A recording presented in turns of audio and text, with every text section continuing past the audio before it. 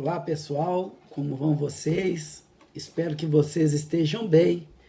E hoje nós vamos tratar aqui de um outro assunto. Eu estou com um roteiro aqui na minha frente, né? E nós vamos falar hoje sobre o estudo da comunicação na Europa.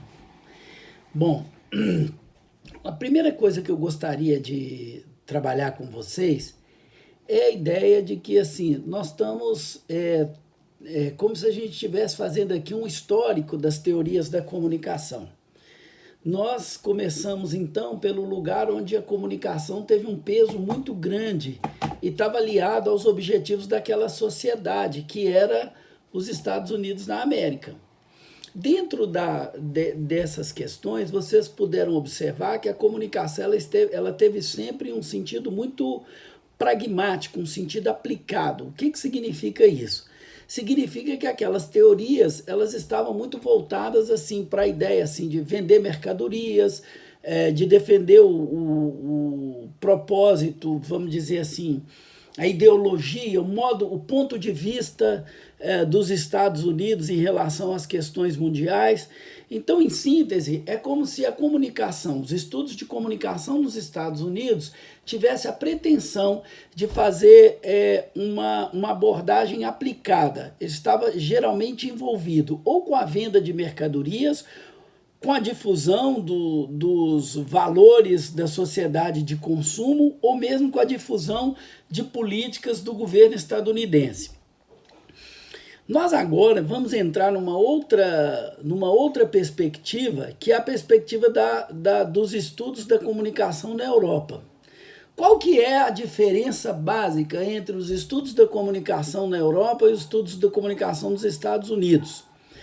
Se nos Estados Unidos a gente tinha uma perspectiva de estudo da comunicação voltado para esses objetivos de administração da sociedade, do controle social, as teorias da comunicação, observadas do ponto de vista daquilo que se fez na Europa, com os teóricos que lá trabalharam, ela vai ter uma perspectiva um pouco diferente, né? Ela vai ser entendida como uma perspectiva crítica das formas de comunicação que estavam sendo desenvolvidas ali nos Estados Unidos. Então vamos aqui por tópicos analisar cada uma dessas questões, né? Por que a gente vai chamar as teorias que foram estudadas na Europa de teorias críticas? Esse é um ponto importante, porque as teorias críticas elas vão ser criadas, elas vão ser produzidas a partir de uma grande teoria que é a teoria crítica nascida na escola de Frankfurt, na Alemanha, né? Essa teoria crítica ela vai se rivalizar com os estudos de comunicação que estavam sendo feitos nos Estados Unidos, mas ela é um pensamento crítico que não pretendia ser uma teoria da comunicação. Na realidade, ele era um grande projeto de crítica da sociedade capitalista, da economia política capitalista, e a ideia que se tinha ali era de, a partir de uma crítica fundamental da sociedade capitalista, estabelecer novos parâmetros para uma forma de crítica social mais profunda. Com isso, nós vamos ter aí o desenvolvimento de uma sociologia crítica do positivismo. Mais tarde eu falo um pouco para vocês o que era essa relação, mas nós vamos ter também uma entrada forte da psicologia social nos estudos da escola de Frankfurt e dessa teoria crítica. Então o que vocês têm que saber é que ela não nasce para ser uma teoria da comunicação. Ela é um grande plano de estudos, de pesquisa e de crítica social, que vai servir à área de psicologia, vai servir à área de sociologia, mas ela também será tomada do ponto de vista das teorias e dos estudos comunicacionais como uma referência para que a gente possa entender e possa compreender melhor o que significa, né, o conjunto das teorias, das abordagens do funcionamento da comunicação, da cultura no século XX, e como que esse pensamento dos teóricos da Escola de Frankfurt vai ser fundamental para a gente compreender aí o papel da comunicação, inclusive nos dias de hoje, né? Bom, então, as teorias que vão ser desenvolvidas na Europa, tem autores que vão chancelar, né, que vão dizer que todas elas são teorias de natureza crítica. Portanto, o uso da teoria crítica no plural, teorias críticas, porque todas as teorias que vão surgir na Europa, depois da teoria crítica, de uma forma ou de outra, vão estar em diálogo com ela, né? Bom, essa teoria crítica na Europa, ela vai se formar a partir da discussão da teoria de massas, da opinião pública e também de uma preocupação que eles tinham em relação à democracia e ao papel da imprensa também, né? Ao papel dos meios de comunicação, mas também ao papel que a cultura desempenhava naquele tipo de sociedade, que eles analisavam tanto do ponto de vista econômico quanto do ponto de vista sociopolítico, né?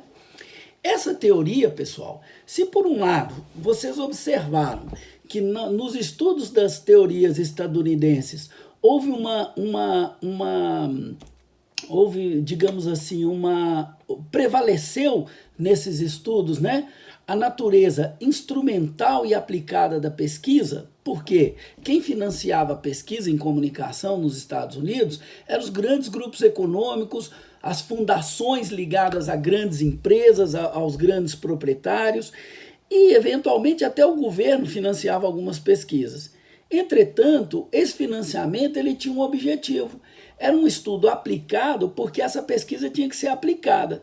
Eles queriam saber para que servia e como funcionava a comunicação, que eles chamam de comunicação de massas, como funcionava assim, os efeitos que ela poderia trazer, a função dela na sociedade, qual o papel que ela jogava. Então, esses estudos eles eram financiados porque tinham um objetivo por trás dele. Ao financiar um estudo desse, o que essas pessoas que colocavam dinheiro nesse tipo de pesquisa queriam? Utilizar esse conhecimento a favor de um objetivo fundamental, que era o controle social, né?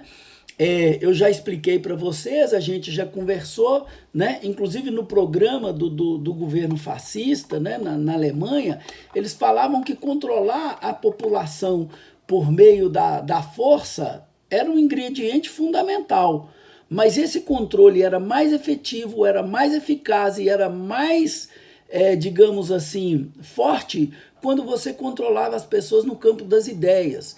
Então, se você tivesse um entendimento sobre como funciona o modelo de comunicação, que poder que a comunicação tem sobre a audiência,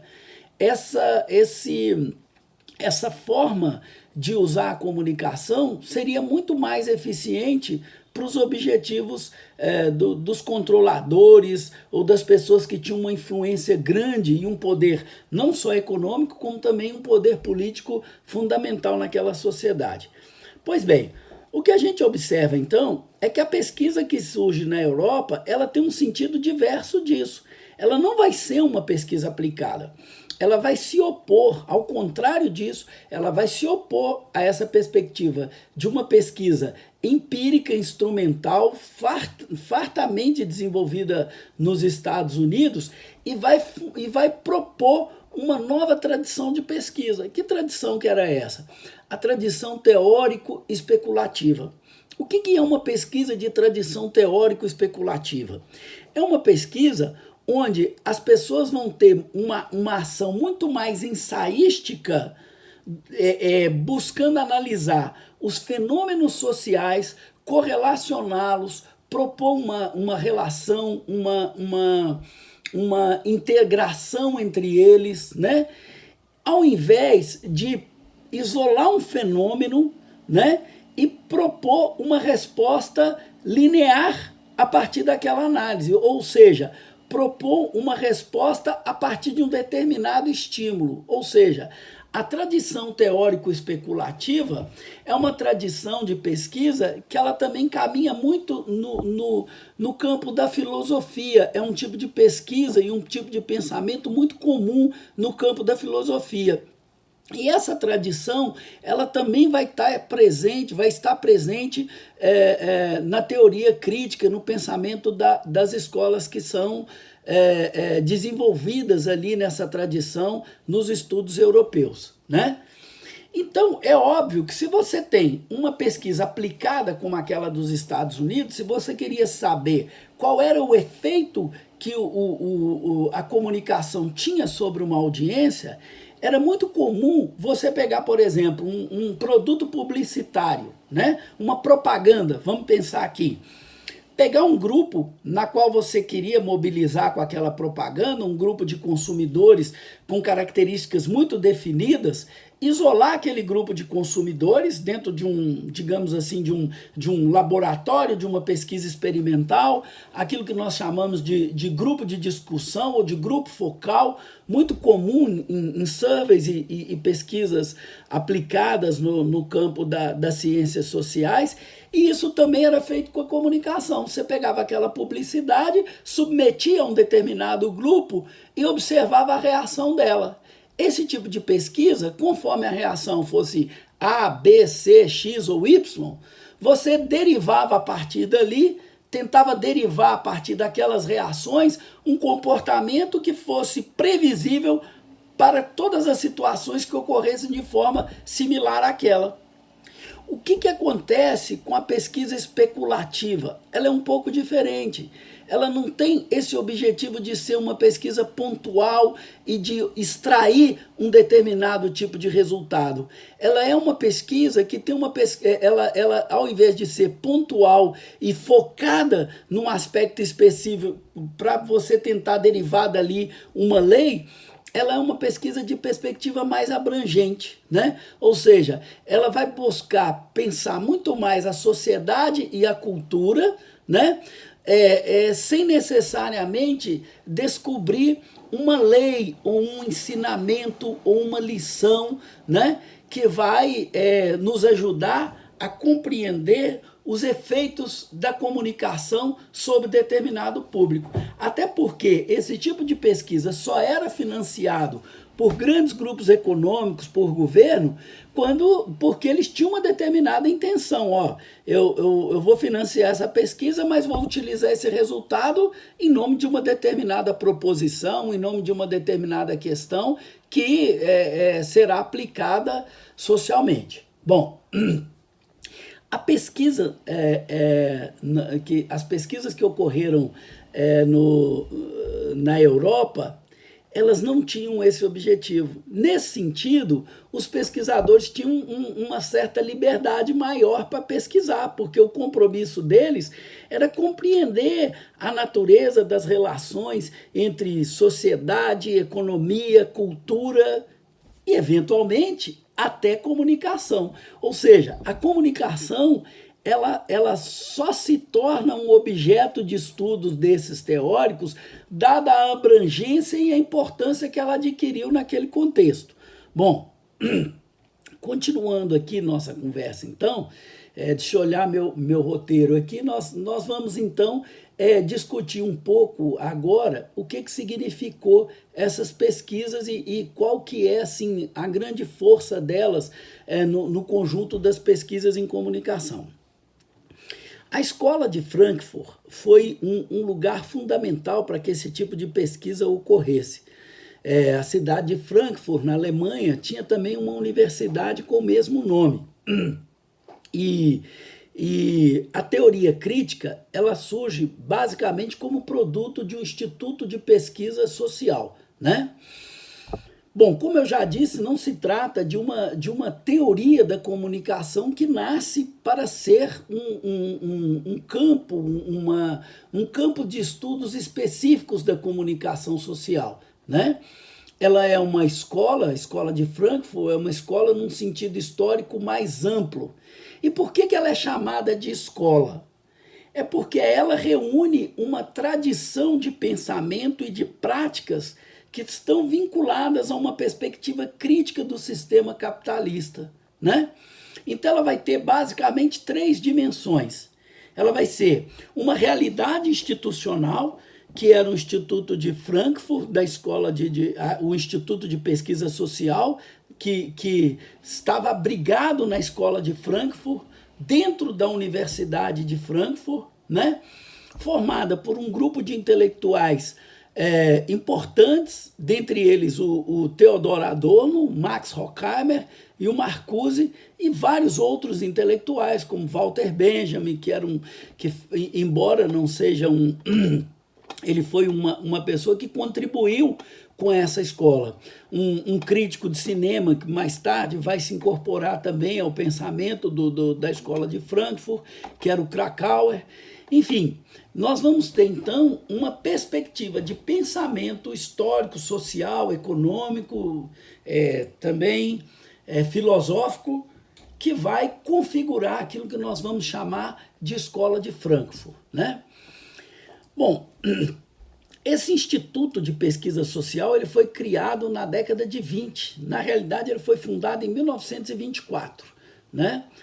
E ele era um instituto que tinha duas características fundamentais.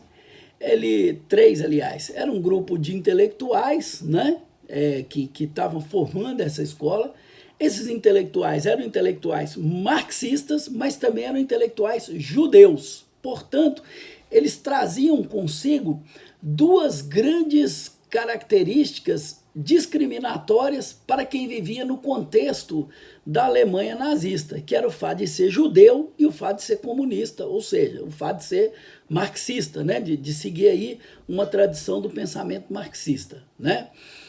E, obviamente, esse período de 1924 era um período em que a Alemanha ela sofria os custos daquilo que foi a penalização que ela sofreu com o final da Primeira Guerra Mundial. Recordando aqui um pouco de história, a guerra termina em 1918 e a Alemanha, no Tratado de Versalhes, ela é responsabilizada pelos danos que ocorreram na Segunda Guerra Mundial. E, obviamente, todas as imposições externas que são feitas à Alemanha são medidas que dificultam também o reerguimento da Alemanha e a tentativa dela também se tornar uma potência novamente. E isso vai criando também um caldo de cultura e uma situação interna na Alemanha de uma grande crise, de uma grande devastação social, né, que vai possibilitando também o surgimento das ideias nazifascistas. Havia uma expectativa que a Alemanha também fizesse uma revolução socialista, como aconteceu na Rússia, mas não acontece isso. Pelo contrário, as insurreições de caráter socialista que tem na Alemanha, todas elas são derrotadas. Então, a Alemanha ela vivia os custos materiais e morais impostos pela derrota na Primeira Guerra, e isso dificultava a situação da Alemanha naquele período, né? Por um outro lado, a esquerda alemã, né, o pensamento marxista, a esquerda alemã, ele vivia um certo dilema. Havia basicamente três alternativas para que esse pensamento buscasse desenvolver ali uma teoria, um pensamento, digamos assim, contra-hegemônico, um pensamento que buscasse uma solução para a crise da Alemanha. E a esquerda, né, o espectro à esquerda da Alemanha, vivia um dilema entre três grandes opções. Era apoiar a social-democracia contra o crescimento do nazismo, que já nos anos 20 se mostrava digamos assim, um pensamento ideológico, né, práticas ideológicas muito poderosas no interior da Alemanha. Uma segunda alternativa seria se aliar a Moscou e aos soviets que tomaram o poder a partir da Revolução Russa, mas eles tinham certa reserva, esse grupo de intelectuais tinha algumas reservas com os caminhos que a Revolução na Rússia tomava, né? Então eles não queriam ser apenas um caudatário daquelas disputas, digamos assim, entre o Partido Comunista Russo e os demais, partidos comunistas e outros. Eles queriam assim um pensamento que não tivesse comprometido com a ação política mais imediata, no sentido de favorecer outras visões e outras lógicas que recompusesse o pensamento marxista à luz dos desafios que estavam dados ali nos anos 20 do século passado. Uma terceira alternativa, que foi inclusive na qual eles apostaram, era se voltar para a investigação científico-filosófica com o objetivo de ampliar os horizontes do marxismo, né? E adaptá-lo ou corrigi-lo ou colocá-lo à luz dos desafios que estavam dados naqueles anos ali, né? Nos anos 20 do século passado.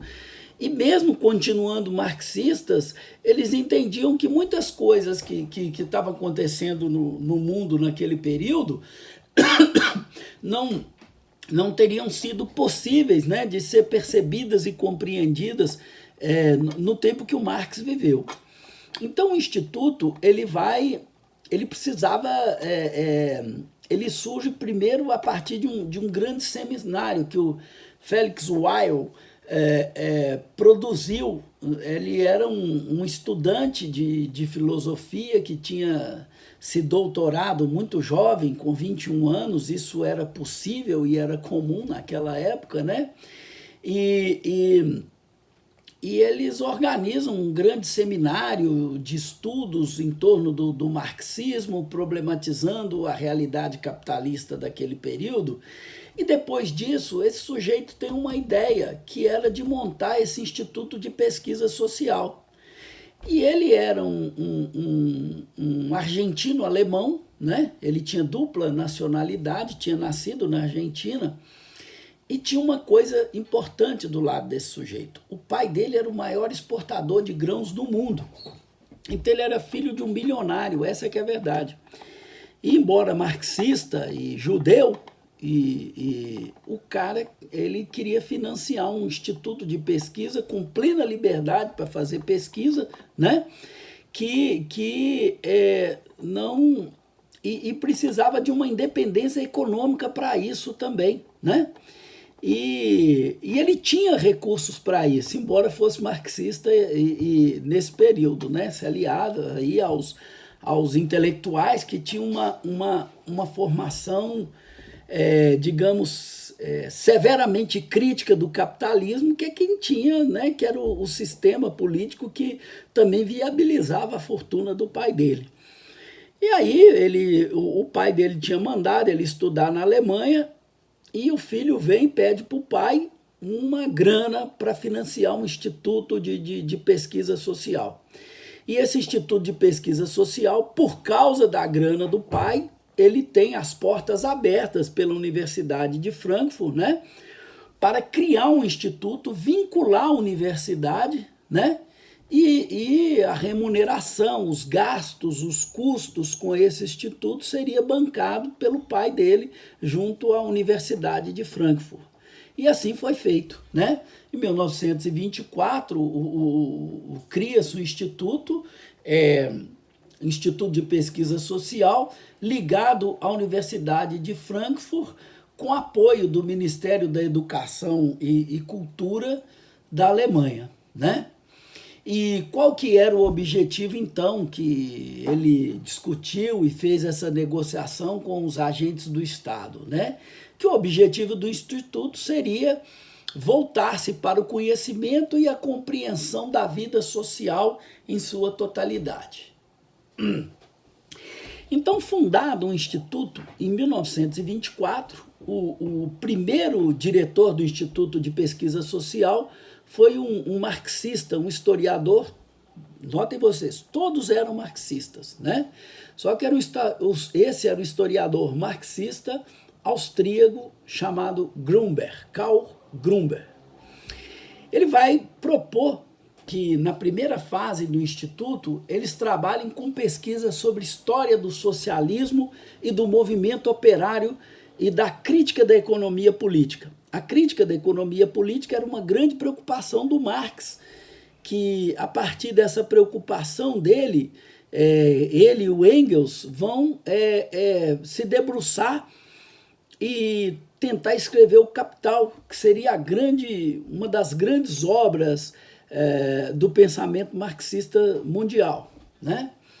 Então, nesse momento, eles estavam querendo fazer ali um trabalho em torno disso, né? Resgatar a história do socialismo, pensar aspectos da economia política, ver como é que o mundo estava desenvolvido. Olhem para vocês verem, em nenhum momento eles estão preocupados na origem do Instituto de Pesquisa Social com a comunicação, né?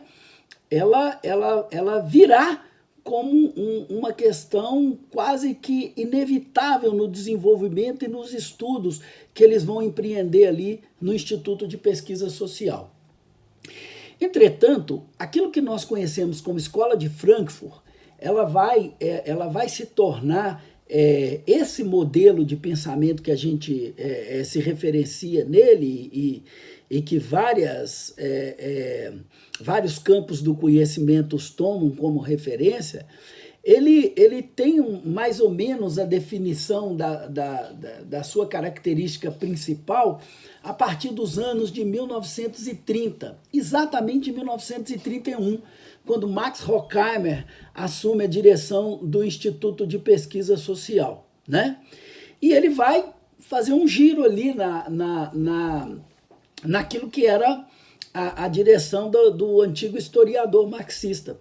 Ele vai propor que o Instituto agora se volte para as relações entre a vida econômica e o desenvolvimento psíquico dos indivíduos e as modificações que isso gera no ambiente cultural. Ou seja, ele vai propor digamos assim, quase que seria um novo projeto iluminista a partir da crítica do iluminismo tradicional, né? Ou seja, seria o resgate do sentido e a razão no mundo que nesse momento era marcado pela dominação e pela alienação, né? Então, a grande tarefa que ele vai propor é que o conhecimento também resgate a consciência dos indivíduos, né? Ou seja, a teoria crítica ela pretendia levar a lucidez e o inconformismo de uma sociedade alienada aos indivíduos naquele momento. Bom, por que eu comparei isso com o iluminismo? Porque o tempo todo eles vão exercer uma crítica ao iluminismo para mostrar quais eram os desafios que uma nova sociedade e uma nova organização social marcada pela racionalidade seriam dados naquele momento em que eles estavam vivendo, né? Ou seja, eles entendiam que tinha havido uma derrota daquele modelo de sociedade proposto lá atrás pelos iluministas e que a crítica dela, né, do qual até fez parte o pensamento marxista, e que a crítica dessa sociedade poderia nos levar a um lugar de emancipação pela razão da alienação que se vivia nela ali naquele período dos anos 20 e 30 do século passado. Entretanto, como vocês já podem observar, as ideias nazistas cresciam muito na Alemanha. E ali também havia, depois da derrota da Alemanha na Segunda Guerra Mundial, haviam 3 forças fundamentais disputando o poder na Alemanha. Uma força de tradição marxista, representada pelo Partido Comunista Alemão, um grupo social-democrata e um grupo nazi-fascista. O grupo comunista é aquele que da tradição marxista que pretendia o rompimento com a sociedade capitalista e a construção de uma sociedade socialista, primeiramente, uma sociedade comunista, a partir de outros referenciais.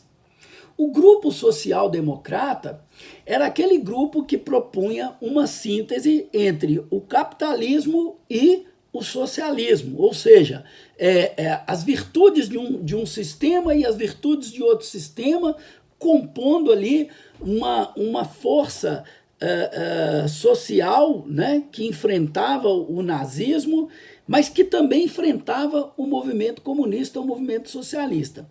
E uma terceira força que disputava o poder na Alemanha era representada pelo nazismo, né? Que era a versão alemã do fascismo, que é esse movimento onde as relações capitalistas serão afirmadas, entretanto, a partir de um poder ditatorial do Estado em favor dessa sociedade capitalista, em favor, evidentemente, o nazismo na Alemanha, ele era um movimento dentro da ordem capitalista, portanto, de natureza capitalista, entretanto, fortemente ditatorial e negando o aspecto da democracia capitalista. Tá?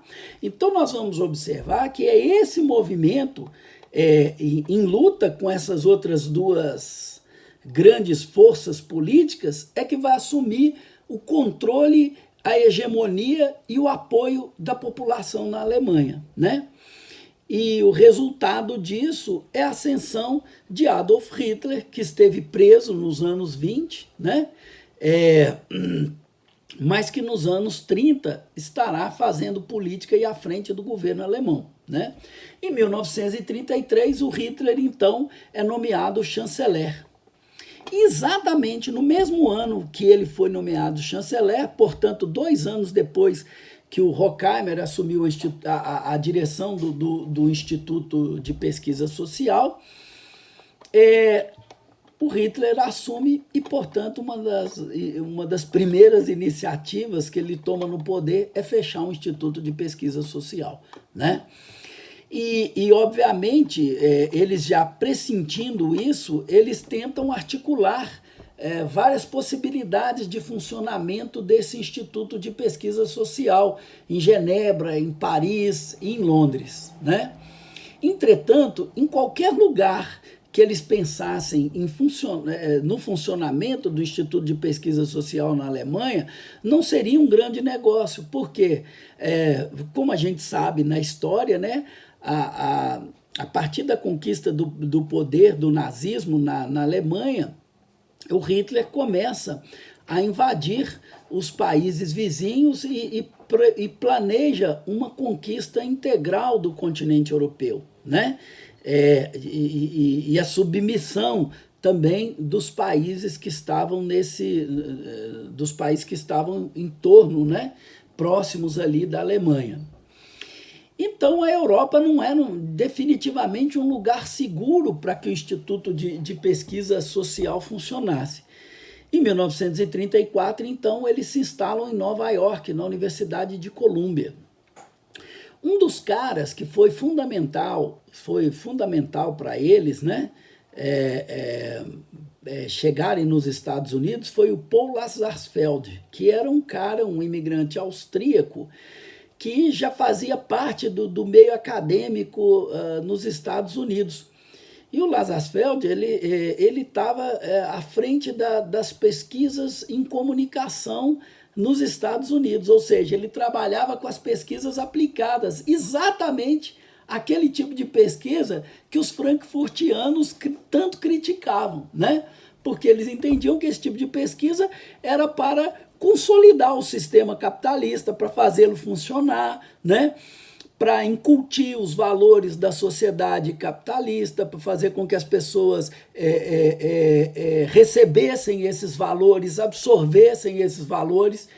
E os frankfurtianos, eles eram absolutamente críticos disso. Eles queriam um programa de estudos, de pesquisa, de investigação que colocasse abaixo a sociedade capitalista, né? E que abrisse espaço para que aquela tradição de pensamento crítico vinculado ao marxismo, digamos assim, prosperasse. Então, eles tinham uma contradição ali. Mas como eles foram abrigados por esse austríaco, eles acabam inicialmente estabelecendo ali um programa de trabalho comum. Entretanto, essa coisa não vai dar certo, porque o estilo de uns, o estilo da pesquisa estadunidense, como vocês viram, era uma pesquisa positivista, aplicada, e voltada exatamente para o fortalecimento do capitalismo, na prática. E o objetivo dos frankfurtianos era o oposto disso, né? O estilo crítico analítico deles não combinavam com aquela demanda operacional e pragmática da pesquisa estadunidense.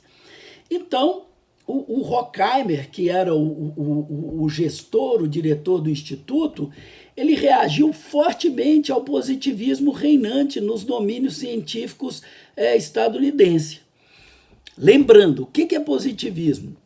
É aquela ideia, em síntese, né, assim, tentando, só para retomar aqui coisas que a gente já viu, é aquela ideia de que a pesquisa social, para se afirmar, ela precisa de ter um forte grau de empiria e de usar os mesmos, digamos assim, parâmetros de pesquisa que existem nas ciências naturais para que essa investigação seja válida como científica.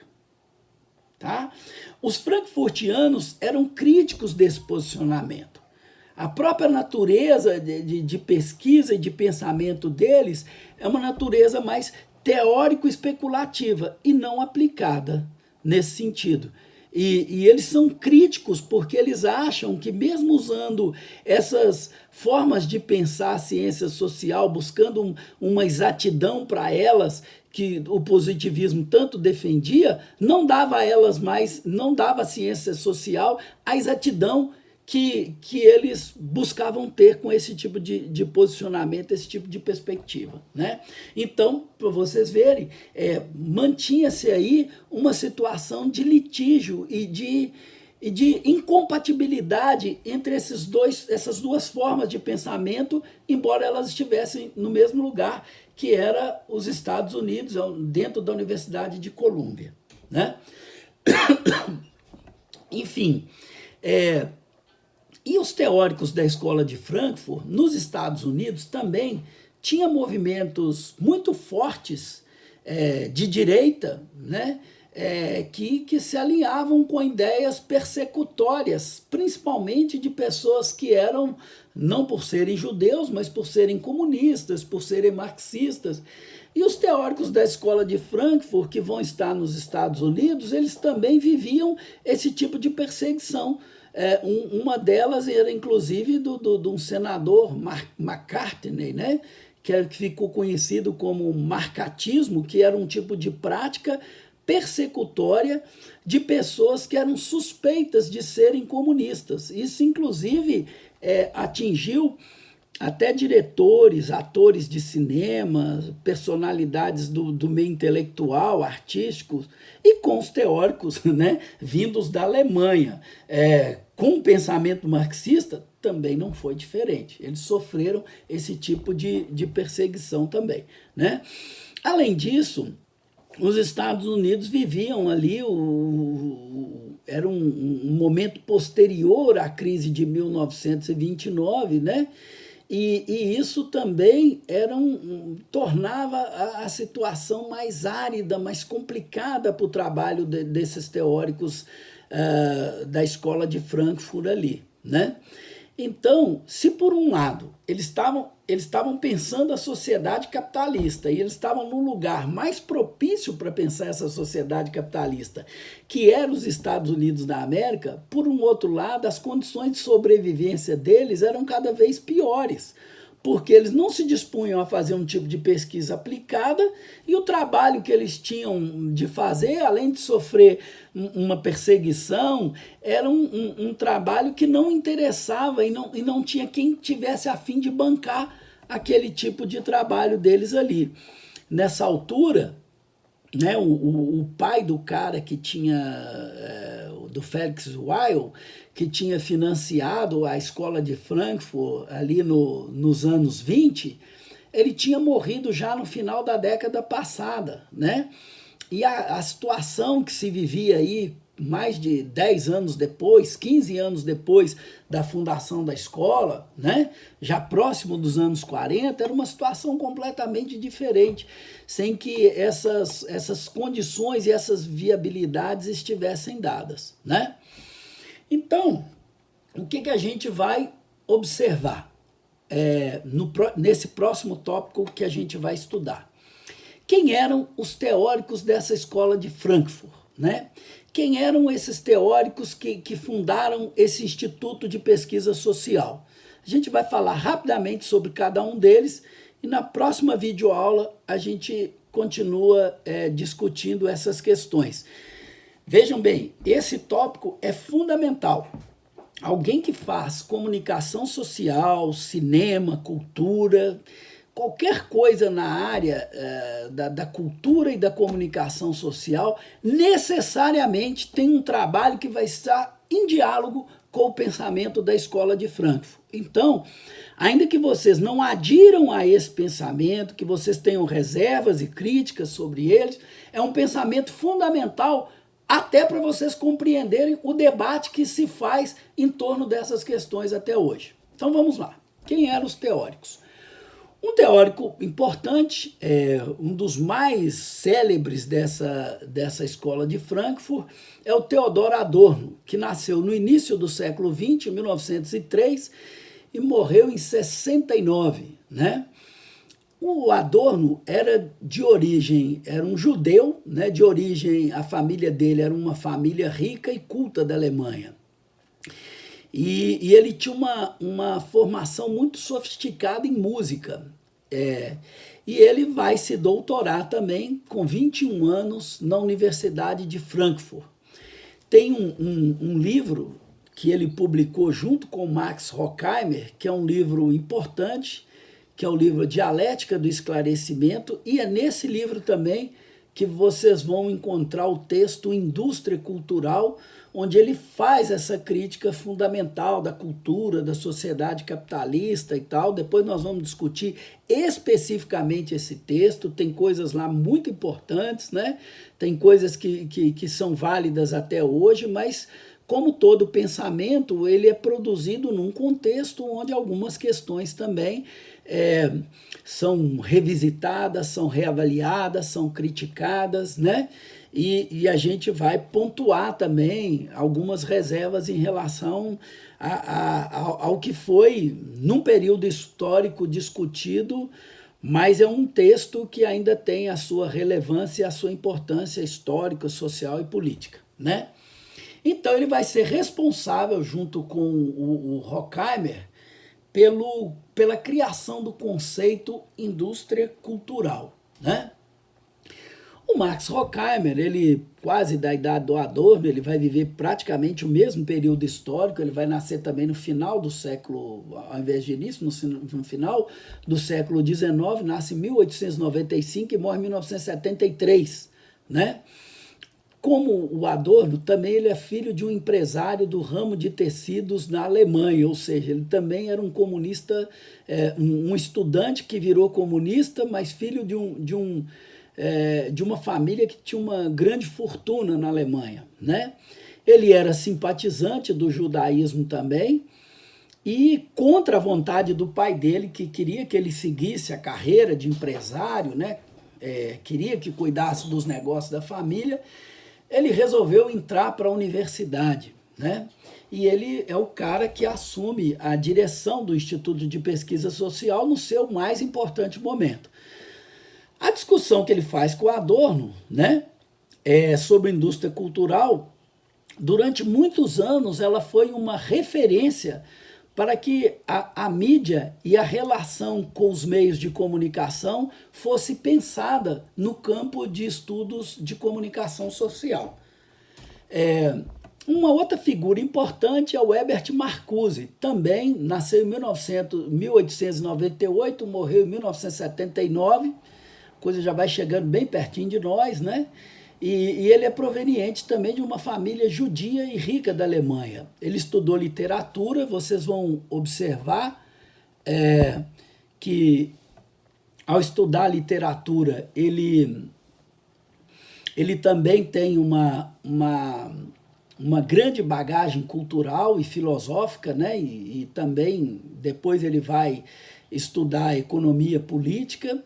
E ele também vai defender, a tese dele vai ser sobre o romance de arte alemão defendido em 1922, né? E o Marcuse vai ser também um cara fundamental no pensamento da teoria crítica. Além do Marcuse, a gente tem também o Walter Benjamin, que nasce em 1895 e morre em 1940. Esse aí morreu muito cedo, né? Ele também era filho de comerciantes, de famílias abastadas na Alemanha, tem formação em filosofia, defendeu sua tese de doutorado em 1919, portanto, vocês veem, todos eles ali eram contemporâneos na universidade. E a sua inserção no Instituto de Frankfurt, ela ocorre em 1937 e termina brevemente, 3 anos depois que ele se articula com esse grupo mais organicamente, porque eles já tinham um diálogo bem anterior a isso, né? Haja vista o período que eles se formaram, estudaram. Mas em 1940, o Walter Benjamin, fugindo dos nazistas, ele é capturado pela polícia franquista na Espanha, né? Os franquistas eram aliados dos nazistas na Alemanha. E temendo ser entregue para a polícia alemã, porque seguramente ele sabia que ele seria eliminado de uma forma cruel, como eram os judeus os comunistas e os perseguidos pelo regime nazista, ele opta por suicidar, né? Então acaba sendo vítima também do nazismo, mas não pela própria mão dos nazistas, né? Ele comete o autoextermínio. E um outro teórico, que é o nosso contemporâneo, está vivo até hoje, é o Jürgen Habermas. Ele vai ter uma introdução tardia no Instituto de Pesquisa Social, porque ele já é um cara mais contemporâneo. Já que ele está vivo até hoje, embora com 90 anos, ele integra aquilo que eles vão chamar de segunda geração da teoria crítica, mas ele segue a tradição dos pesquisadores, porque o Habermas também é de origem burguesa, né? Mas acaba aderindo aí um pensamento de crítica social e tenta seguir a tradição crítica desse instituto, né? Seu pai era presidente da Câmara de Comércio e Indústria da Alemanha, tem formação em filosofia e ele é um cara que ele vai discutir uma mudança no pensamento da escola de Frankfurt, priorizando aí aspectos da ação comunicativa. É um autor que ainda está presente nos debates contemporâneos sobre os problemas da crítica social, da comunicação, embora o trabalho dele também já receba muitas críticas, revisitações, novas interpretações. Tem gente que, a partir daquilo que ele criou e a partir da crítica que faz sobre ele, traz outros elementos.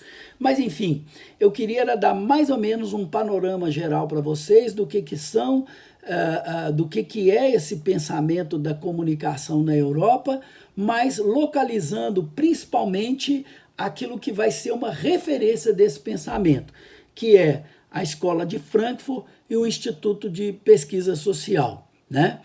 Num outro momento, nós vamos nos deter de modo mais efetivo sobre a discussão do que é a teoria crítica, seus desdobramentos, seus fundamentos, o que se pensa, o que se critica e o que ela traz em termos de novidade para a gente pensar as relações entre comunicação, sociedade e cultura no século XX com fortes reverberações na nossa vida aqui na entrada e no início do século XXI, tá? Eu fico por aqui e a gente vai se falando nas videoaulas e nas nossas conferências pela internet. Um grande abraço a todos e todas e se cuidem em tempos de pandemia. Um abraço. Tchau.